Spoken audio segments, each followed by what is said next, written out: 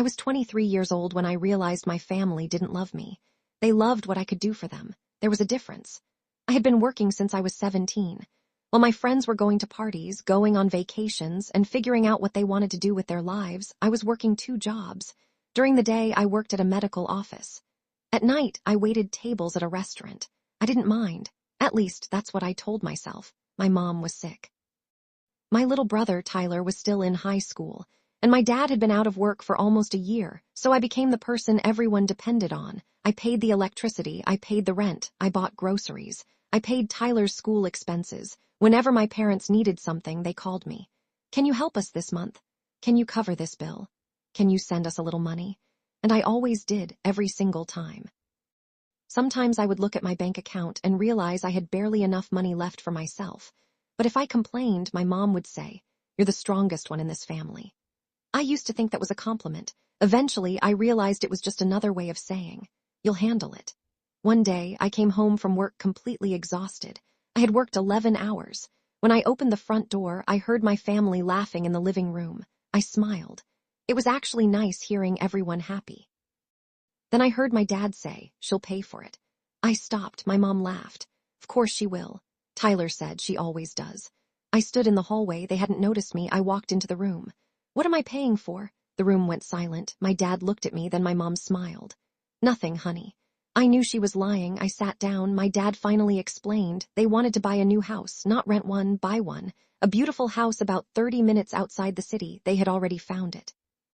They had already talked to a realtor, and apparently they had already made an offer. I stared at them. "Are you going to afford that?" My dad looked at me. "We're going to use your income."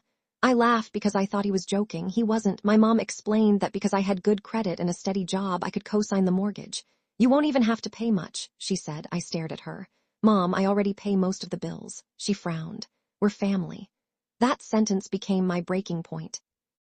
I looked at all of them. Exactly. Nobody said anything. I told them no. My dad got angry. My mom cried. Tyler called me selfish. They told me I was abandoning my family. For the first time in years, I didn't apologize. I went upstairs. I packed a suitcase.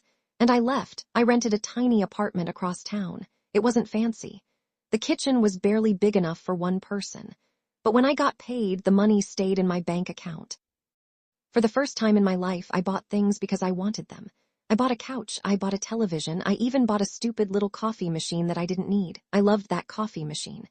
I finally felt free. Then the calls started. My mom called first, then my dad, then Tyler. I ignored all of them. A week later, my dad left me a voicemail. "You need to come home." I didn't call back. The next day, my mom called. Her voice was shaking. "Your father made a mistake." I called her back. "What mistake?" She told me they had gone through with the house. Without me, they had somehow gotten the mortgage approved. I was shocked. Then she said something that made my stomach drop. "They used your information." I froze. "What?" My mom started crying. Apparently, my dad had taken some of my financial documents from the house. He had used my information to apply for the mortgage. My name wasn't technically on the house, but my information had been used during the application. I immediately checked my credit report. There it was, a hard inquiry, then another, then another. Someone had been applying for loans using my information. I called the bank. They told me they needed to investigate. I called the police. I hired a lawyer. And then I did something my family never expected. I stopped protecting them. I gave the police everything, every text, every email, every document, every message where my dad admitted using my information. I even gave them recordings of conversations where my parents talked about how they planned to make me pay for the house. My mom begged me to drop it. "He's your father." I said, "He should have thought about that before he stole from me."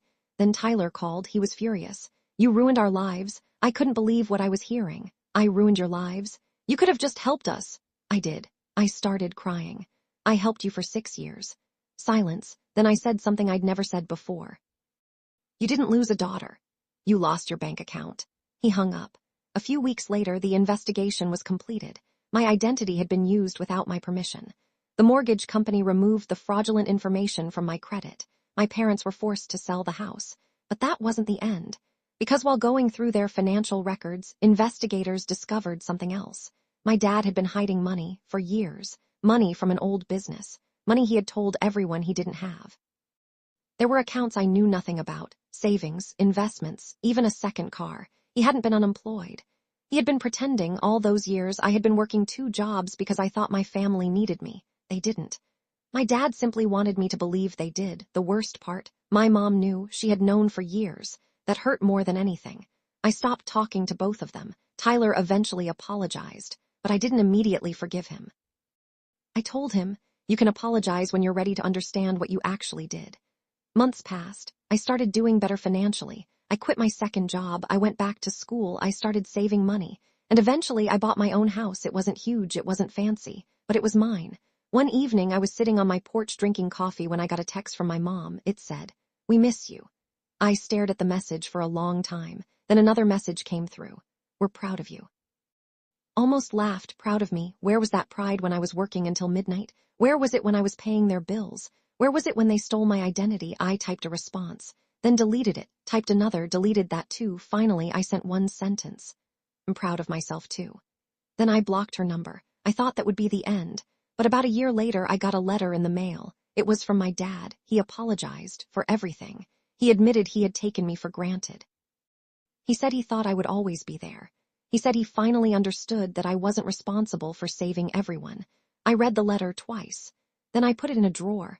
I didn't forgive him, not yet. But I didn't hate him either. Because eventually, I realized something.